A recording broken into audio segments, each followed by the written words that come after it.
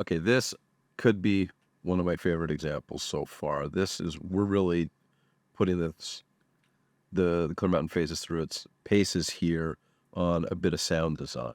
Yeah, and I think it's a source that not many people would really associate with like a phaser or a flanger, and I think that's why this is really interesting. It shows that this is a horror drone. It's what we often start horror cues with, where it's just this very sub heavy.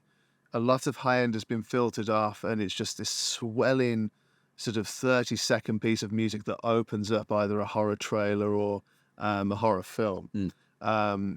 It's usually stereo, and it takes up a lot of space, and it takes up so much space, in fact, that it's probably one of the only sources as part of the cue.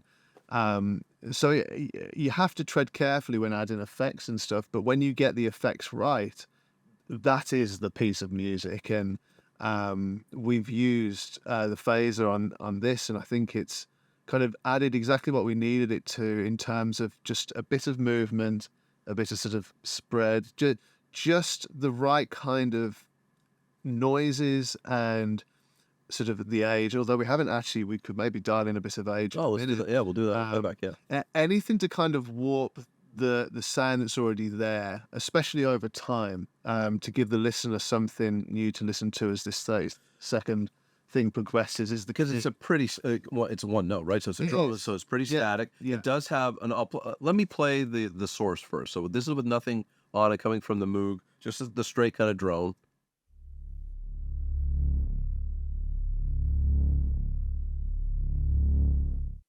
So there's some pulse there, but when we were talking and putting this together, it was like adding maybe a bit more of that uneasiness, and like you said, we're adding to that, and we're going pretty heavy-handed. Now we're going to a 12-stage phaser. Yeah. We're kicking in some of that feedback. The tap for the feedback is kind of midway through all the stages. Yeah. So, and that's one of the cool things on here is you can choose where you actually tap the delay lines for the feedback, so you can get all this different character. And with this one we did by feel. This is really like, that sounds cool, leave it there. Yeah. And so let's kick the phaser in and hear what that does. That sense of uneasiness of the extra modulation that's going on. Pretty fast LFO on this. Yeah. And a pretty high center frequency. So let's take a listen.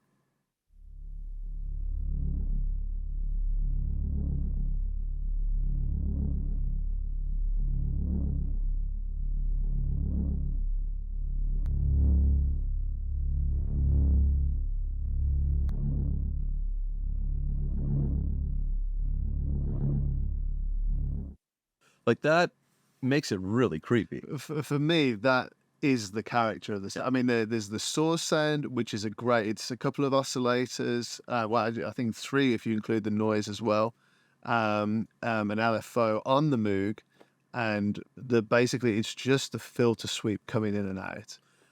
But then as soon as you add the phaser, it just gives it something special. Yeah. And we went one step further and to just give it a little bit of extra thickness, because it's a synth that's going direct. We grabbed the relapse sonsig just to add a little more depth, and literally started with this thickener preset and went, wow, that sounds great. Yeah.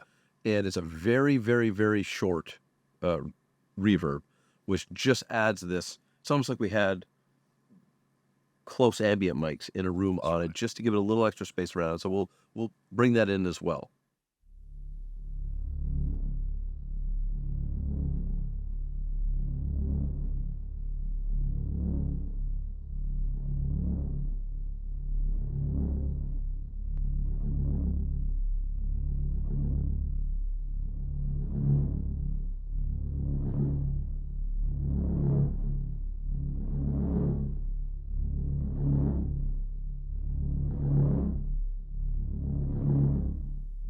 That's exactly why the chain of these sounds is so important, whether it's analog and we've got a mixture here, or whether it's analog or plugins, it creates the cue. It really does. It really does. It sounds great.